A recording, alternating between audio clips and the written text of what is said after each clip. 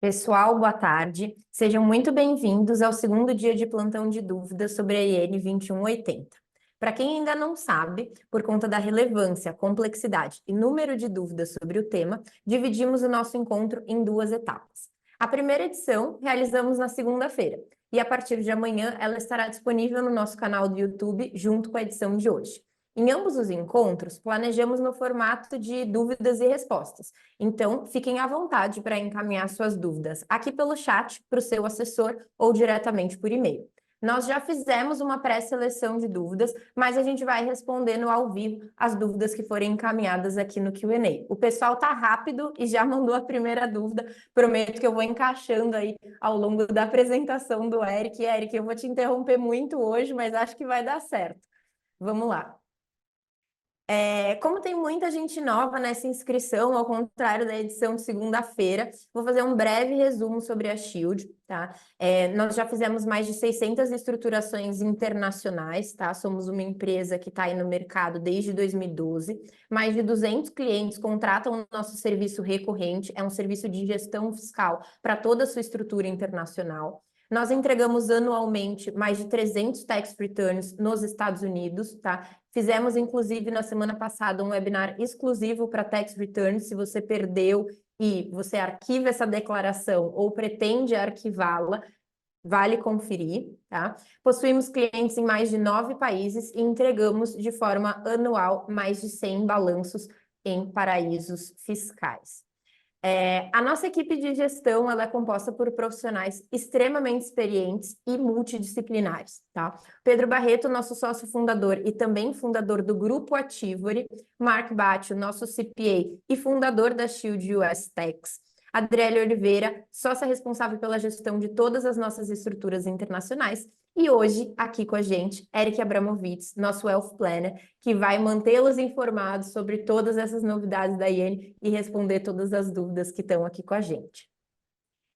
Bom, pessoal, antes da gente ir para o Q&A, o nosso time criou em 2023 um canal no WhatsApp, na época sobre o PL, mas hoje ele foi reformulado, tá? E vai virar um canal com fatos relevantes, notícias e atualizações. Se você ainda não faz parte do nosso canal, aponta a câmera do seu celular nesse QR Code e confere as novidades aqui com a gente. A gente vai deixar aqui um tempinho ele na tela. No final eu posso voltar para vocês participarem. Antes da gente ir para o Q&A, o nosso tradicional disclaimer, Eric, por favor, faça para a gente as honras antes da gente começar com as dúvidas do pessoal. Perfeito. Primeiro, boa tarde, pessoal. Obrigado por mais um evento aqui com a gente. A gente está numa rotina aqui intensa, né, de eventos, mas sempre tentando contribuir ao debate da melhor forma possível. A gente vai trazer aqui alguns pontos, insights, tirar dúvidas específicas de alguns clientes, mas como a gente nunca tem a documentação suporte, não temos todas as informações necessárias, qualquer tema endereçado aqui neste evento não se configura como aconselhamento jurídico contábil. E aí, qualquer dúvida que vocês tiverem, a gente pode formalizar, analisando o documento e fornecer todo o suporte necessário que vocês precisem, tá? Perfeito, vamos passar aqui para o nosso Q&A. Primeira dúvida enviada aqui dúvidas sobre recolhimento de imposto por ganho no exterior por pessoa física, Érica. Como que a gente fica? Perfeito. Eu vou traçar aqui um paralelo, tá? Então, só mostrar como era antes e agora como fica após o cenário do pós-sanção aqui da Lei 14.754. Antes, o que é que acontecia? Vou pensar aqui, eu, Eric, tinha aqui investimentos na Apple especificamente, a Apple me pagava dividendos ali de forma mensal. Então, se eu recebesse um dividendo aqui em 20 de 3 de 2024, eu tenho que fazer aqui o recolhimento do imposto, tinha que fazer sob a modalidade do Carnê-Leão, gerando o DAF aqui, código 0190, importando para a declaração do imposto de renda da pessoa física a nível pessoal. Então, antes, o Carnê-Leão ele era uma forma de recolhimento antecipado e mensal do imposto de renda. Então, se eu recebia antes um dividendo, eu tinha até o último dia útil do mês subsequente para poder fazer o recolhimento do imposto com um câmbio super específico. Como é que fica agora? A apuração também continua sendo feita de forma mensal, mas o recolhimento do imposto ele deve ser feito na DAA, que é a Declaração de Ajuste Anual. Isso aqui é muito importante vocês terem em mente que para o recolhimento de aplicações financeiras, o Carnê-Leão ele não foi extinto, ele continua ainda vigente, mas para uma aplicação financeira no exterior, prevalece a legislação especial, que é a 14754, e prevalecendo essa legislação, a 14754, você consegue sim fazer o recolhimento de forma anual. Perfeito? Isso trouxe mais praticidade, né, para quem vai recolher isso de forma anual, né? Que apesar de continuar um trabalho mensal, o pagamento do imposto ele está consolidado uma vez no ano, certo? Exatamente. A própria lei, tá? Ela simplificou muitas coisas, tá? Então, simplificou aqui inúmeros pontos que a gente tem, que tinham de obrigações regulatórias, e muitas vezes a gente se perdia nesse emaranhado aqui regulatório e tributário, e aí vinha a multa de 75% a 150%, multa de mora, ou às vezes juros Selic. Então, ela deu uma simplificada nesse contencioso que existia. Então, agora a apuração anual fica mais fácil, mas para os outros rendimentos no exterior, então Prolabore, aluguéis, continua vigente o Carnê-Leão. Perfeito. A gente tem bastante dúvida aqui selecionada e também já tem bastante dúvida no Q&A, então vou passar para a próxima dúvida aqui encaminhada. Teremos que apurar anualmente o valor dos ativos a mercado e recolher o imposto, mesmo não tendo realizado barra vendido? Aqui é que, apesar de não estar explícito, né, me parece uma dúvida sobre offshore opaca, mas acho que vale você também ter a tua interpretação aqui. Não sei se é um paralelo com a pessoa física, mas bem o tom de quem tem offshore opaca aqui, essa Exatamente. pergunta. Exato. Numa offshore opaca, que você vai ter que. A linha de contabilização ela vai ser muito tênue, tá? Do que a gente vai ter que marcar a valor de mercado e o que a gente não tem que marcar a valor de mercado, ou seja, não ter tributação aqui sobre ganhos não realizados. Tudo vai depender especificamente do seu ativo, do modelo de negócio daquele investimento e do fluxo de caixa contratual que você tem daquele investimento especificamente. Então, aqui o que você sempre tem que ter é a documentação suporte para poder demonstrar que aquele ativo ali ele não tem que ser marcado a valor de mercado ou não. No caso aqui, vamos pegar um exemplo aqui simples, tá? É um offshore que só tem ações da Apple especificamente, e essa ação da Apple ela é carregada para fins de trade, tá? Então, para você fazer aqui compra e venda de ativos. Então, me parece razoável que você tem que fazer sim a marcação ao valor de mercado de todos os ativos. Agora, vamos pegar um caso aqui, vamos para o outro extremo. Se você tem aqui somente um imóvel em Miami, e esse imóvel é para moradia, você não tem intenção de vender, absolutamente nada. O imóvel, a gente não faz o appraisal service, que é o valuation do imóvel todo ano em 31/12 nos Estados Unidos, e contabiliza ele a valor de mercado. Então, isso aqui não é lucro especificamente da estrutura. Se você tiver aqui um private equity, um venture capital que você vai carregar por longo prazo, parece que segue esse mesmo racional. O CPC 48, o que é que os especialistas todos têm dito, que a gente está aqui muito em contato com eles a todo tempo. O CPC 48 ele é um dos CPCs mais complicados e difíceis de se interpretar. Primeiro, porque ele tem inúmeras particularidades para a mensuração dos ativos financeiros. E segundo, porque cada um dos ativos, a partir do modelo que você utiliza para fazer a contabilidade, utiliza de uma forma distinta.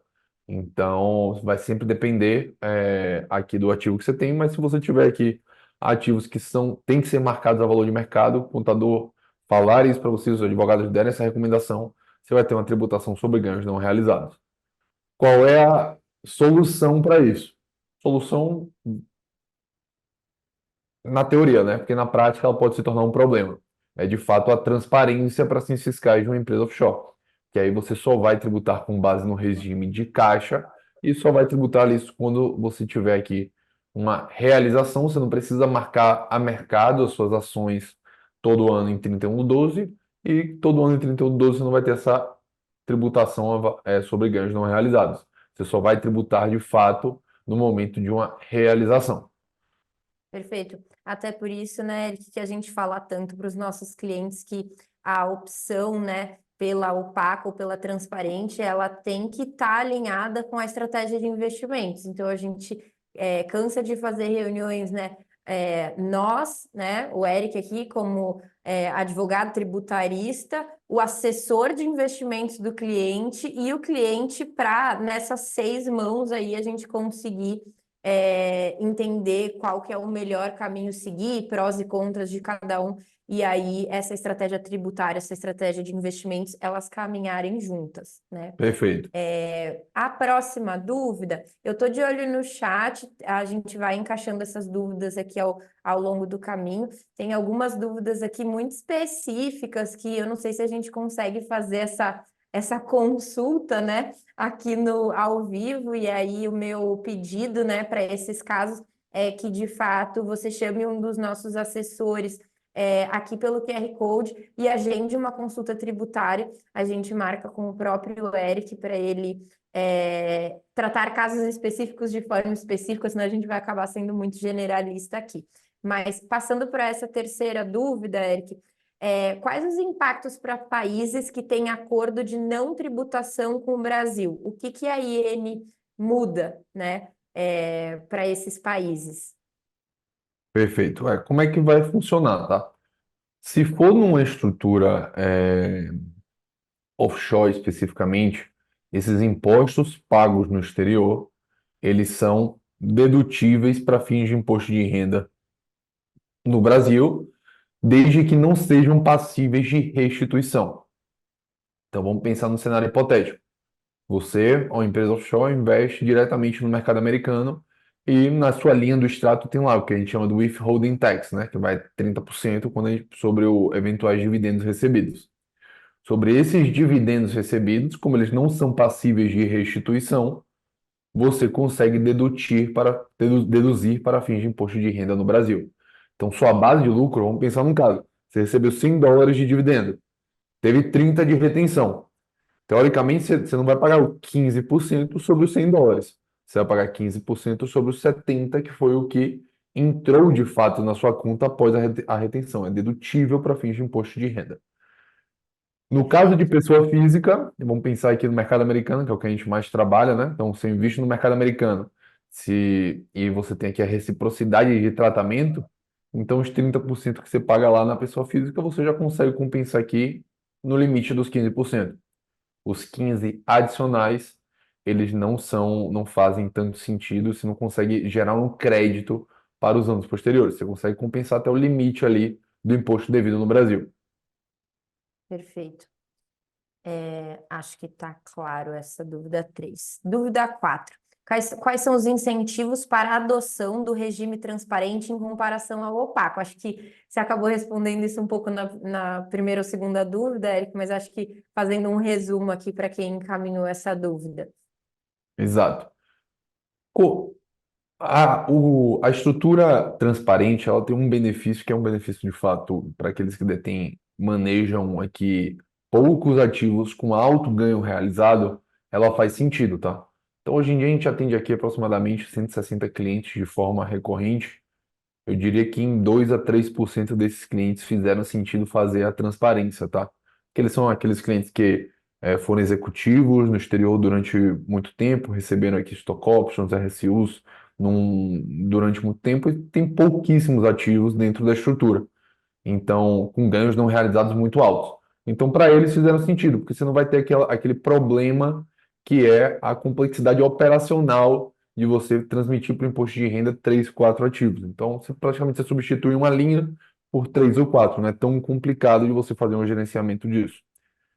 Agora, para aqueles clientes que detêm um perfil diversificado de ativos, então um perfil opaco, um perfil com bonds, com venture capital, com private equity, com ativos financeiros, enfim, das mais diversos tipos de investimentos, faz sentido você ter o opaco muito por conta da complexidade operacional. Então é mais fácil, você consegue compensar ativos e prejuízos, ganhos e prejuízos com ativos de naturezas distintas. Então, se o private equity der errado e o ganho financeiro tiver, os ativos financeiros derem certo, você consegue compensar.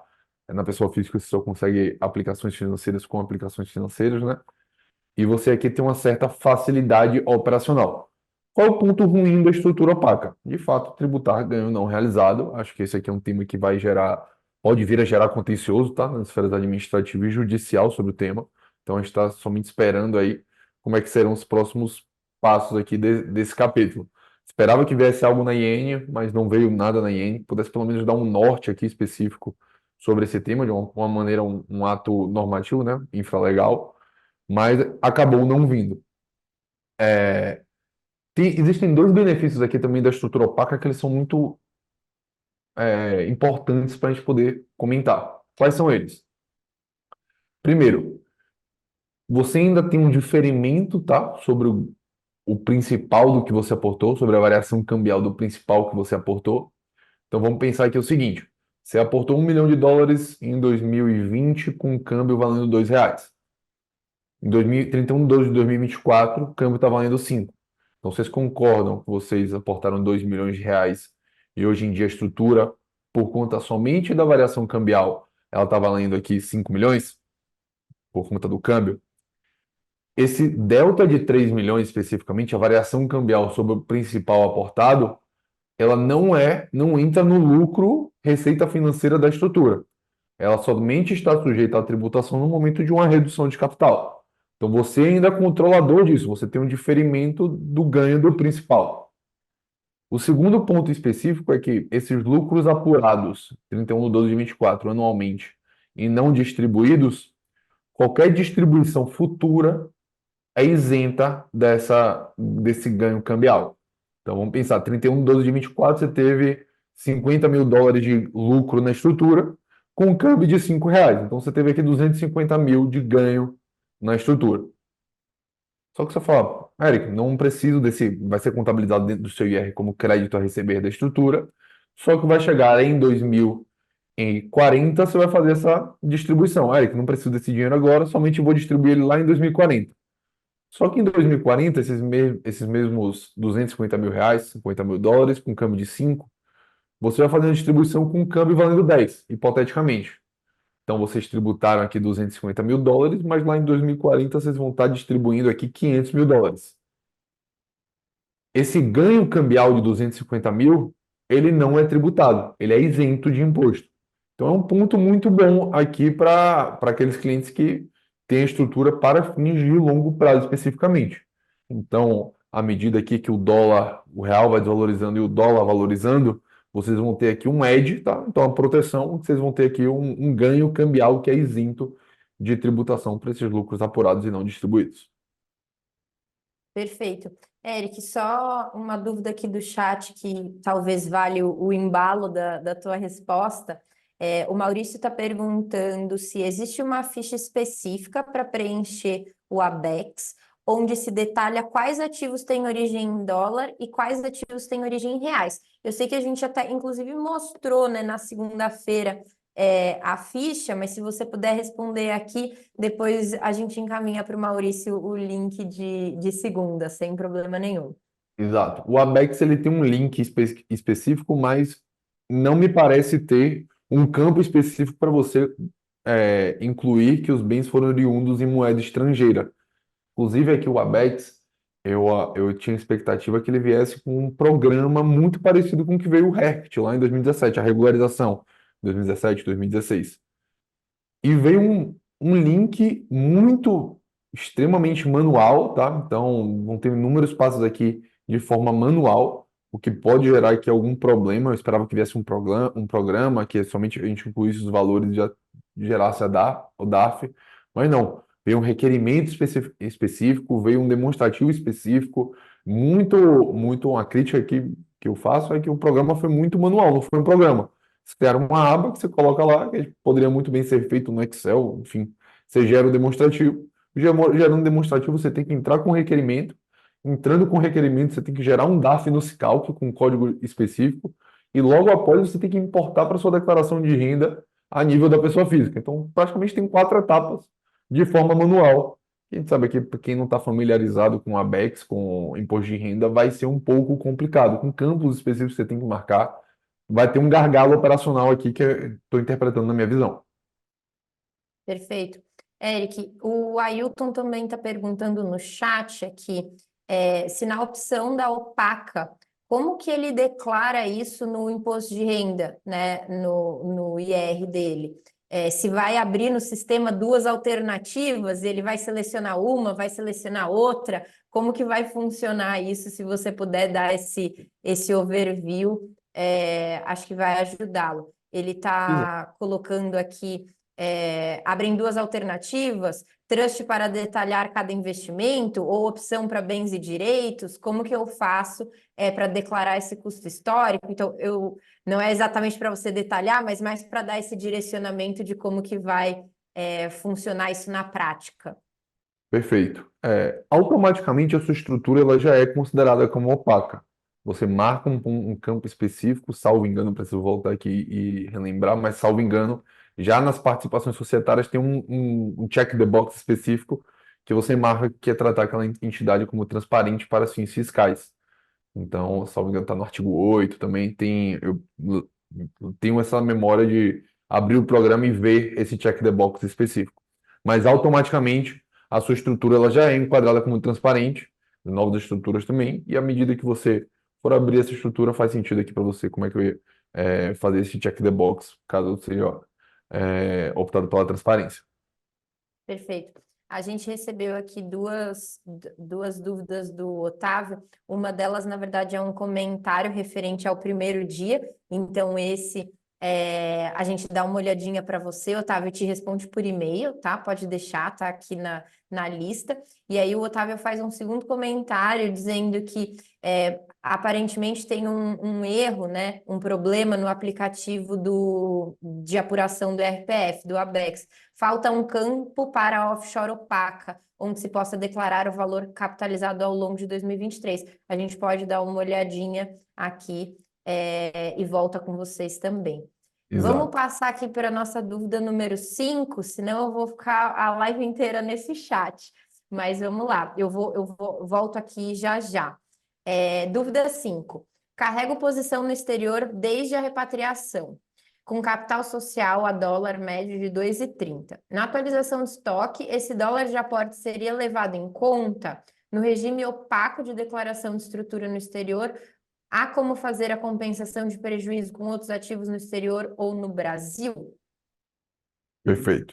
Vamos separar aqui primeiro, pergunta 1. A variação cambial sobre esse principal, ele pode ser levado em conta se os rendimentos foram oferidos em moeda estrangeira, tá? Inclusive, para quem tem rendimentos oferidos em moeda estrangeira, especificamente, eu diria que a atualização é quase como mandatória, tá? Então, é a última oportunidade que o contribuinte tem de atualizar o principal com isenção do ganho de capital. Então, é subir o seu custo de aquisição no imposto de renda e subir o seu câmbio específico, então, futuramente para redução de capital, enfim, para você ter aqui esse benefício da isenção do ganho de capital sobre a variação cambial para bens adquiridos no exterior e custodiados lá também. Qual o ponto aqui em específico que vocês têm que ter em conta? O mera adesão ao RECT, o pergunta e resposta foi muito claro, informando de que a mera adesão ao RECT não é comprovação de que os rendimentos eles são oferidos em moeda estrangeira. É muito importante você ter documentação suporte que comprove todas essas alegações, demonstrando de que aqueles bens de fato são oriundos em moeda estrangeira. Então, quando eles não são oriundos em moeda estrangeira, a mera declaração RECT não comprova isso. Aí você vai entrar numa discussão jurídica que é muito aprofundada, acho que tem argumentos aqui para os dois lados, especificamente. Então, os advogados que fizeram ao longo de 2016 e 2017 já tive contatos com alguns e os argumentos eles chegam até a ser razoáveis. Mas o pergunta e resposta ele foi claro, que a mera adesão não comprova que o rendimento é oferido em moeda estrangeira, tá? Então, o que são rendimentos oferidos em moeda estrangeira para níveis aqui de exemplificação? Herança recebida no exterior, plano de incentivo de longo prazo recebido no exterior, então stock option, RSU, bônus, PLR, todos esses bens aqui são exemplos de rendimentos oferidos em reais. Se eventualmente você fechou um câmbio, então você ligou para o banco, mandou um dinheiro daqui para lá, é muito provável que o bem aqui seja oriundo em moeda nacional e aí você não valida essa atualização de estoque aqui e atualizando seu principal com os 8%. Se você tiver Segunda parte da dúvida, pode escrever aqui no Q&A. Quer uma consulta tributária? A gente agenda para você. Terminando aqui a nossa live, eu já dou uma olhadinha aqui e a gente faz os agendamentos das reuniões. Perfeito. Aqui, passando para a próxima dúvida, Eric, uma offshore com 10 anos de atividade, mas que nunca fez balanço. Essa pessoa não conhece a gente, ela passou a conhecer agora. E a gente, da fundação da empresa, independente da obrigatoriedade, né? A gente sempre fez balanço, mas como que ela deve proceder, Eric? Qual que é a solução para o caso aqui? Você abrir uma empresa e não ter balanço, independente de ser obrigatório ou não, é você não ter ideia da saúde financeira daquela estrutura. Então, você não tem ideia de como a estrutura está indo financeiramente, considerando todas as despesas, os custos que você tem, os ganhos. Então, a gente sempre interpretou aqui de uma maneira conservadora, então a gente faz balanço aqui, só me engano, desde 2017, de uma maneira conservadora que não existe você ter uma empresa sem ter um balanço, se você saber a saúde financeira dela com 10 anos de atividade, mas que nunca fez balanço. Como é que deve proceder? Aqui eu vou dar a maneira mais conservadora, tá? Então, retificar pelo menos os últimos 5 a 6 anos se quiser ser hiper conservador, e 5 anos, para você ter aqui uma origem, um histórico, um controle dos aportes, tá? Então, fazer a marcação já, fazer com base no CPC 48, dos últimos, de forma retroativa, para os últimos 5, 6 anos, para você fazer o reporte de forma correta, já de acordo com a nova legislação. Você tem um lastro contábil para poder demonstrar de onde vem aquele seu patrimônio no exterior. É, CP como eu disse, fazer aqui com base no CPC 48 é já de muita importância. Então, você tem aqui uma oportunidade para poder se planejar. Então, faz sentido aqui para vocês. Perfeito. E daqui para frente, mandatório, né? Não tem mais conversa. Daqui para frente não tem mais para onde ir, tá? Não só a maioria das jurisdições offshore hoje em dia já são obrigatórias, então o cerco está fechando, principalmente em relação à União Europeia e Estados Unidos, que estão impondo aqui algumas normas. A OCDE já está no manual de boas práticas que esses países eles tenham aqui balanços, senão eles acabam entrando no que a gente chama das grey lists ou nas black lists. Então, a União Europeia utiliza muito disso, que ele tem uma lista taxativa muito parecida com a IN 1037 que a gente detém aqui no Brasil, que ela fala, ó, isso aqui está na blacklist, então a tributação vai ser majorada. Tem alguns efeitos aqui que são geopolíticos que eles querem, hoje em dia, se tiver em Malta, Luxemburgo, enfim, não tem tantos impactos, mas é assim que funciona. Perfeito. Tem uma dúvida aqui no chat do Ailton perguntando se o balanço da offshore, que é justamente o tópico aqui da dúvida número 6, se ele tem que ser assinado por um contador brasileiro nesse ano de 2024. Então, qual que é a regra, Eric, além do CPC que você mencionou? Quais são as outras burocracias que estão envolvidas nesse balanço?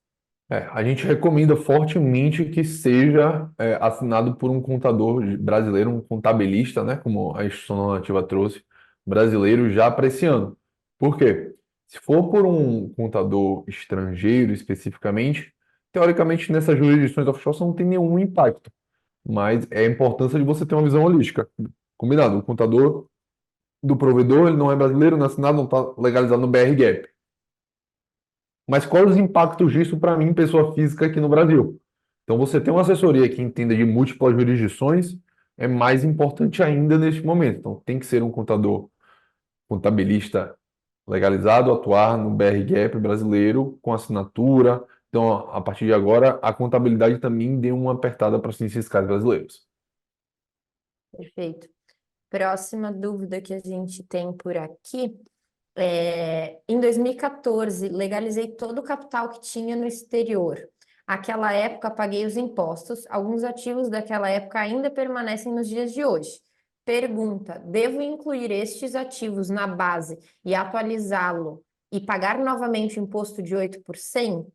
Mensalmente, os juros recebidos barra dividendos desses ativos venho submetendo ao Carnê-Leão e pagando os impostos mensalmente. Aqui, Eric, eu não sei se fica claro, se é uma PF ou uma PJ, mas se você puder dar a tua interpretação aqui do caso, talvez seja dúvida de bastante gente. Tem bastante gente que fez essa regularização no passado e está nessa situação hoje. Então, perfeito. Como é que vai funcionar, tá? Especificamente. No caso de pessoa física, me parece aqui que é pessoa física, porque ela recolhe carnê-leão, tá? Mensalmente, pagando os impostos, Perfeito, é juros e dividendos. verdade, verdade. Então, me parece que é muita pessoa física.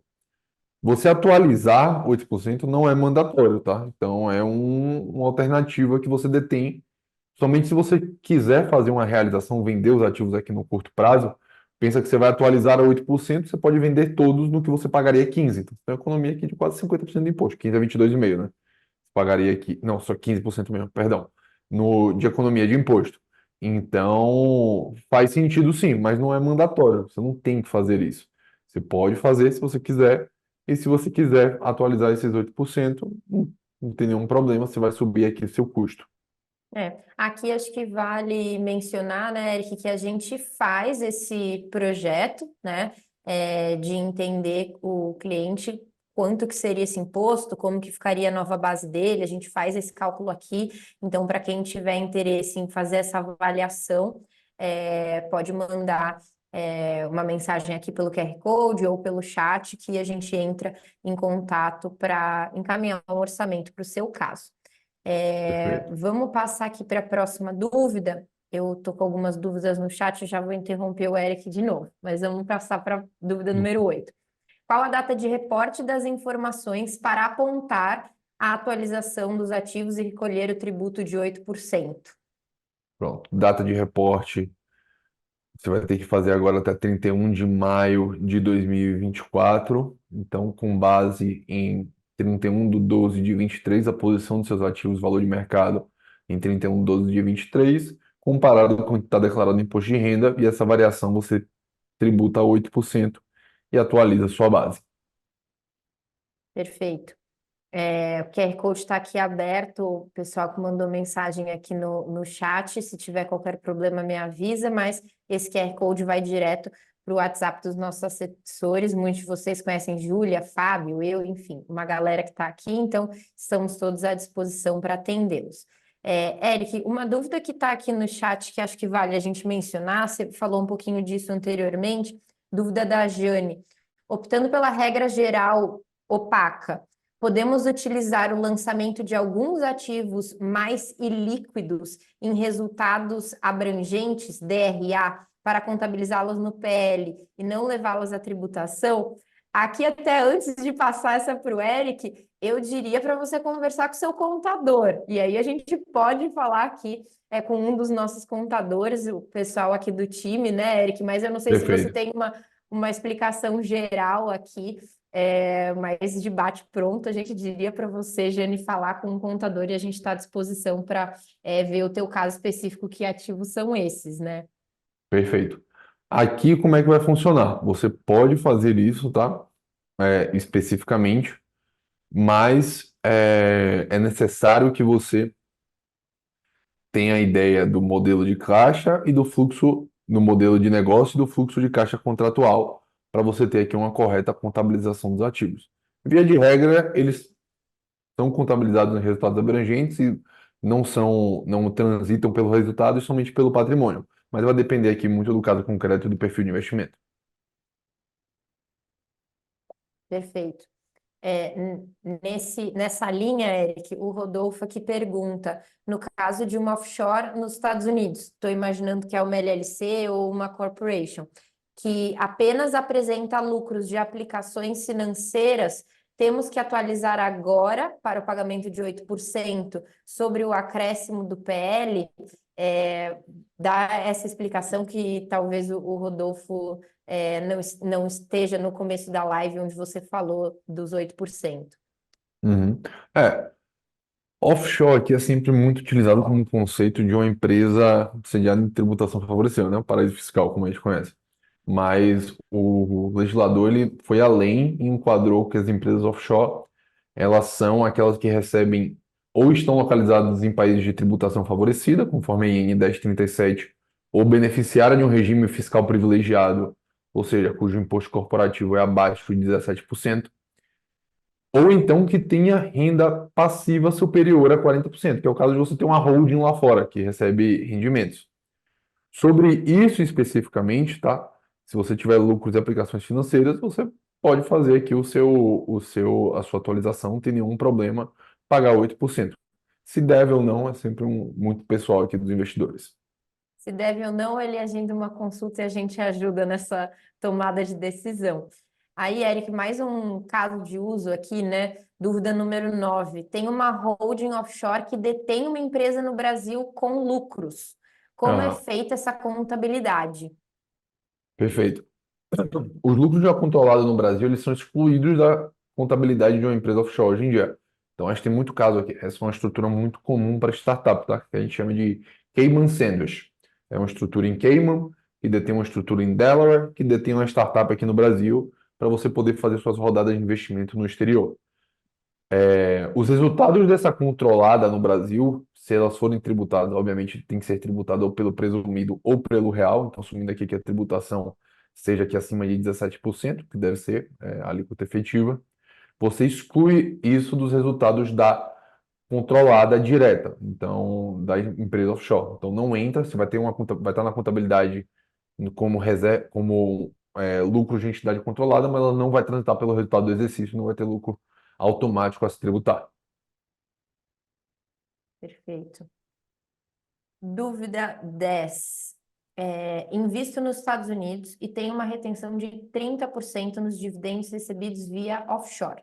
Posso compensar esse imposto? Muito parecido com as perguntas que nós respondemos aqui anteriormente. Na pessoa física, compensa, na pessoa jurídica, você consegue deduzir. Perfeito. A gente tem, inclusive, né, Eric, falei no começo da live, a gente estressou bem esse assunto na live que fizemos na semana passada sobre tax return. Então, se você consultar, né, o nosso canal do YouTube, o último vídeo que tem upload lá sobre tax return, a gente fala bastante sobre essa compensação ou não de impostos, quais são os formulários, o que que dá ou não dá para compensar. Acho que vale conferir lá também. Dúvida 11. A base de atualização é a posição de 31 de dezembro de 22. Aqui acho que ele quis dizer 23, Eric, mas vamos lá. Como devemos ser tratados os valores aportados em offshore durante o período de 2023? Para quem optou pela transparência, como vai ficar a questão do Banco Central? Terei que informar o PL da empresa ou lançar bem a bem? Me ajuda a decifrar aqui essas datas, se ele está correto É, ou se tem uma confusão de datas aqui. a data me parece que é 31 de 12 de 23 e os aportes ao longo de 23 você vai subir o seu custo de aquisição. Perfeito, Consequentemente, você vai subir o seu equity, seu PL da empresa, tá? Então, não vai ter tanta diferença assim. Então, equity vai ser transitar aqui pelo patrimônio, também pelo ativo, tá? Para quem optou pela transparência, como vai ficar a questão do Banco Central? Essa aqui é uma pergunta muito boa, tá? Porque você vai ter de fato um descasamento, porque eu imaginava que nos anos subsequentes a interface de informações entre Receita e Banco Central ela fosse se aperfeiçoar. Só que se eu opto pela transparência especificamente, pensa que eu vou ter uma entidade específica no Banco Central, que você não tem que optar a transparência pelo Banco Central, e inúmeros ativos discriminados no IR que não perfazem essa declaração do Banco Central. Então, somente a soma deles tem que fazer, nem a soma, porque o Banco Central se declara o valor de mercado. Então, eles não vão bater especificamente. O que reitera aquilo que a DCB é só para fins estatísticos e também indicadores macroeconômicos. O importante aqui, fiscal mesmo, é com Receita Federal. Então, na DCBS tem que informar que o PL da empresa não precisa lançar bem a bem se você fizer aqui a transparência para fins fiscais. perfeito. Vamos passar para a próxima aqui. 11. O imposto, perdão, 12. O imposto retido sobre dividendos nos Estados Unidos em 30%. Como a retenção superior aos 15 no Brasil, poderei utilizar o excedente como crédito para compensar em lucros? Perfeito, é aquilo que a gente comentou. Não é possível, tá, utilizar esse excedente como crédito, porque aqui é uma coisa, você só pode compensar os impostos pagos até o limite do imposto pago no país de origem. Senão, se a gente tiver crédito aqui de imposto pago nos Estados Unidos, pensa que a gente vai estar financiando tributariamente o sistema dos Estados Unidos com a nossa arrecadação. Então, não é possível. Se fosse o contrário, Eric, 15% dos Estados Unidos e 30% no Brasil, funcionaria. Exatamente. Então, os 15% aqui, a gente conseguiria abater esses 15%, compensar e só pagar os 15% remanescente aqui. Perfeito. Então, nesse caso, como a alíquota é 30 lá e 15 aqui, a gente não consegue fazer essa compensação. No caso de offshore, 100% constituída de valores em moeda estrangeira, como o sistema calcula a variação cambial isenta para fins de apuração da base do IR que incidirá os 8%? Perfeito. Vamos pensar aqui que a legislação ela trouxe uma utilização do mesmo câmbio, tá? Então, para atualizar o principal, você vai utilizar o câmbio do último dia útil do ano passado, que foi 4,8404. E para atualizar o valor de mercado, você também utiliza o câmbio do último dia útil do mês passado, que foi 4,8404. Então, pensa que nessa atualização de principal e a valor de mercado, a gente está utilizando o mesmo câmbio. Utilizando o mesmo câmbio, você não tem nenhuma variação cambial isenta. Então, você tem 500 mil dólares, tá? O seu PL hoje em dia é de 1 milhão de dólares. Esses 500 mil dólares você sobe o custo para 4,84 e o seu PL também, esses 1 milhão de dólares, ele vai ser utilizado para 4,84. Então, eventualmente, o valor, essa desvalorização cambial do principal, você consegue subir utilizando o mesmo câmbio da atualização. E aí, eles deixam a variação cambial aqui nula, tá? Por conta da utilização do mesmo câmbio. Perfeito. Eric, voltando aqui para o chat, tem uma dúvida do William que remete a um pouco do que você já explicou anteriormente, mas acho que vale você reiterar. Ele fala o seguinte: na falta de prova material do recurso ter origem estrangeira, uma simples indicação via observação inscrita na DERCAT ou na primeira DAA, indicando que o recurso tem origem estrangeira, pode ser válido? Qual que é o risco dele aqui, né, de não ter de fato, né, essa documentação suporte? Principalmente se essa indicação tiver ocorrido há mais de 5 anos e a Receita não tiver feito esse questionamento antes. Quais são os riscos envolvidos aqui, Eric? Só É, para o você vai William estar. ficar ciente deles. Se você for atualizar especificamente, você vai estar tendo aqui um ganho tributário sobre algo que você não tem documentação suporte para poder dar argumento, dar sustentação às suas alegações. Então, eles foram muito enfáticos que a mera declaração da CAT não é documentação suporte que comprova. Então, se for herança, você tem que ter lá o probate no exterior, for incentivo de longo prazo. Nossos clientes aqui, todos eles têm o detalhamento dos planos que eles receberam, das RSUs, heranças, tem alguns também que receberam, trust que foram deixados no exterior para eles. Também temos especificamente toda a documentação. A mera declaração da CAT não comprova, tá? Então está sujeito aqui a uma eventual fiscalização pela Receita Federal. Perfeito. Eric, o Maurício ele tem uma dúvida com relação a essa atualização. Ele tem bens numa conta conjunta, pessoa física, em joint tenancy nos Estados Unidos, sempre declarou 100% dos bens do casal no CPF do marido. Ele está perguntando se ele pode continuar declarando desse modo e fazer a atualização dos 8%. Ou se, fazendo a atualização, ele tem que passar a declarar 50% na declaração no CPF do marido, 50% na esposa, justamente por isso estar em joint tenancy. Como que isso muda, né, a dinâmica de declaração, ou se ele pode manter no CPF dele, 100%. Esse é um ponto que eu preciso estressar um pouco mais, mas como é que a legislação e instituição normativa ela trouxe, tá? Que primeiro, a gente tem que beber do perguntas e respostas. Primeiro veio no pergunta 25 lá do perguntas e respostas, uma das primeiras manifestações de joint tenancy. Que o joint tenancy, especificamente no Brasil, ele pode implicar uma espécie de copropriedade do bem ou um bem detido em condomínio.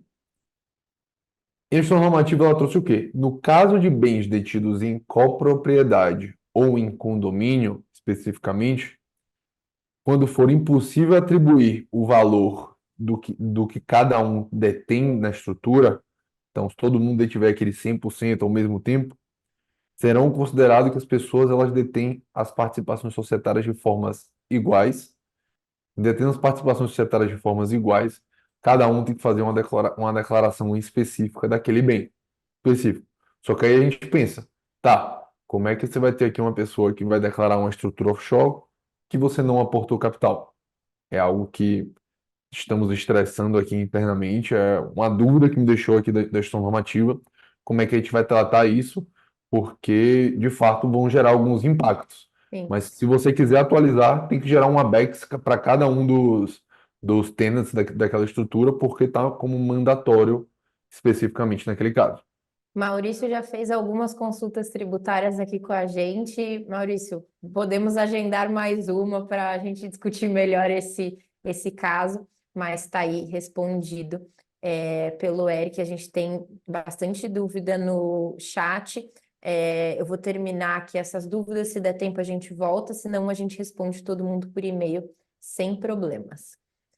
Nossa próxima dúvida aqui enviada anteriormente diz o seguinte: uma companhia com sede em BVI recebeu nos últimos anos dividendos de controladas sediadas igualmente no exterior. Esses dividendos recebidos em dólar aumentaram seu patrimônio líquido. Para fins de cálculo da base de incidência do ABEX, a variação cambial desses dividendos recebidos no exterior poderá ser excluída da tributação?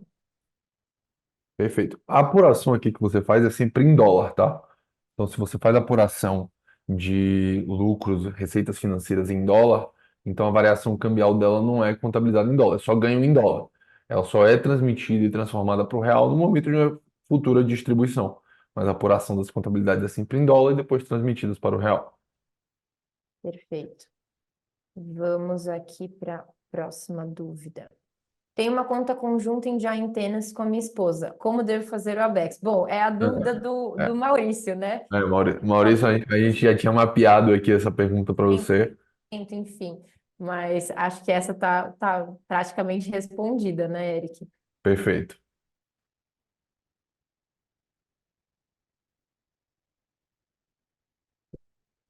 Acho que essa tá praticamente respondida. Aí, Eric, no nosso chat, a gente tem uma dúvida do Marcelo.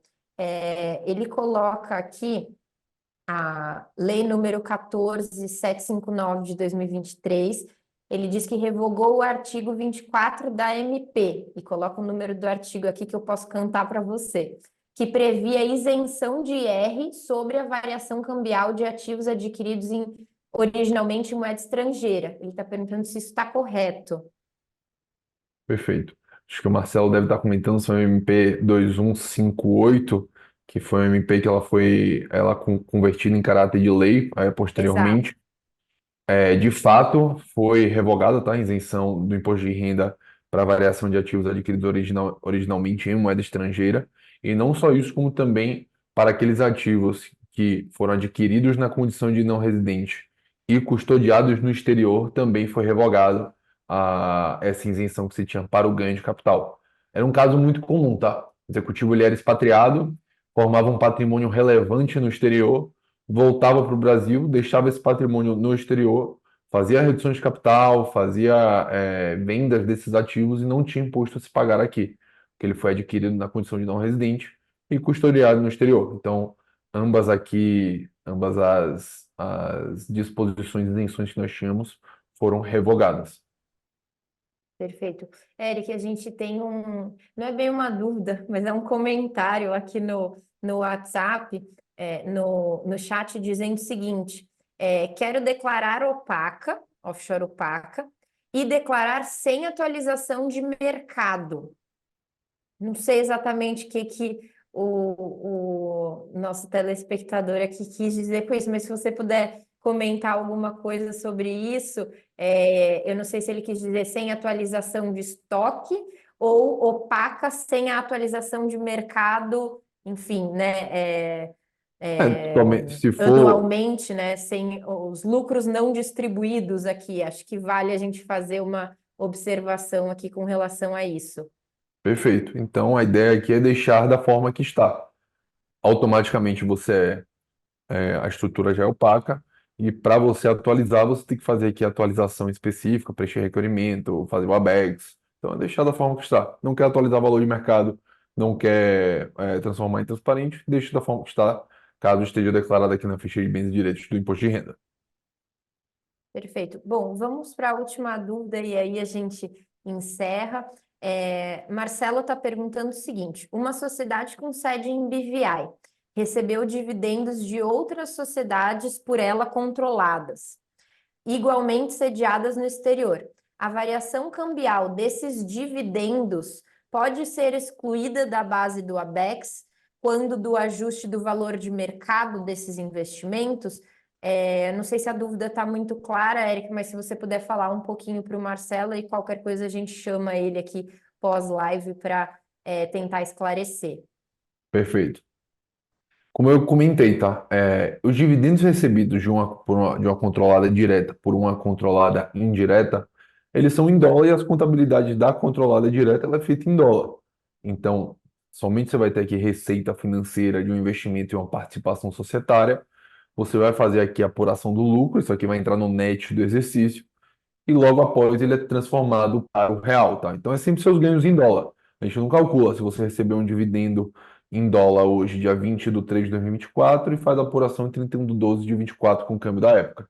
Você vai fazer em dólar, porque a origem é em dólar, e fazendo a origem em dólar, você somente transforma para o real no futuro, na data de fechamento do balanço. Ótimo. Eric, eu deixei passar uma dúvida importante aqui do Ricardo.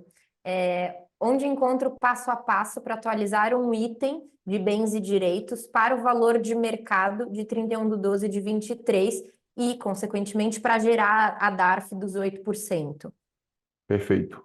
Aqui eu já informo para o Ricardo especificamente o que já tem no programa da Bex, eu posso mandar para ele posteriormente. Ou também a gente está gerando um próprio aqui da Shield, tá? Então a gente vai gerar um próprio guia porque a gente vai mandar para todos os nossos clientes e não temos nenhum problema em disponibilizar o mercado para que eles possam fazer a atualização. Perfeito.